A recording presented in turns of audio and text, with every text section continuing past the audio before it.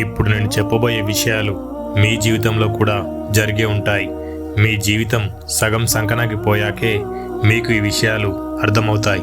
అందులో మొదటిది, ఆత్మీయ స్నేహాలు అనే పేరుతో అవసరాలకి నిన్ను ఆప్షన్గా వాడుకునేవారు ఉంటారు. నీ దగ్గర డబ్బులుంటేనే నువ్వు వాళ్ళకు గుర్తొస్తావు, అంతే. చేయి పట్టుకొని నిన్ను నడిపించేవారు ఎవ్వరూ ఉండరు. కానీ నీ తప్పు దొరికితే వేలెత్తి చూపించేవారు మాత్రం నీ చుట్టూ చాలామంది ఉంటారు. నీకంటూ ఉన్న ఆస్తి నీ ప్రాణం ఒక్కటే అని నువ్వు తెలుసుకున్న రోజు నిన్ను నువ్వే కాదు, నువ్వు ఈ ప్రపంచాన్ని చూసే కోణం కూడా మారుతుంది. నిజాయితీగా ఉండడం కూడా ఒక యుద్ధం లాంటిదే.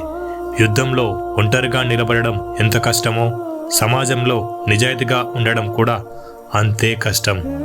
అప్పు చేయలేక అవసరాలు చంపుకునే వారే అవస్థలు పడుతున్నారు. ఎన్ని అప్పులు చేయడానికైనా వెనకాడని వారే బాగున్నారు ఈ సమాజంలో. నువ్వు బాగా ఇష్టపడే వాళ్ళ లోపాలు తెలియాలి అంటే దగ్గరికి వెళ్ళి చూడు. వాళ్ళ నాటకాలు తెలియాలి అంటే దూరంగా జరిగి చూడు. భయం ఎప్పుడూ ఒంటరిగా ఉండడం వల్ల రాదు, మనుషులు వదిలేస్తారు అని, భావాలతో ఆడుకుంటారేమో అని వస్తుంది. నీకొక వ్యక్తి నచ్చొచ్చు, నువ్వు ప్రేమించొచ్చు, తప్పులేదు. కానీ ఆ నచ్చిన వ్యక్తి నీకు నచ్చేలా ఉండాలి అనుకోవడంతోనే సమస్యలు మొదలవుతాయి.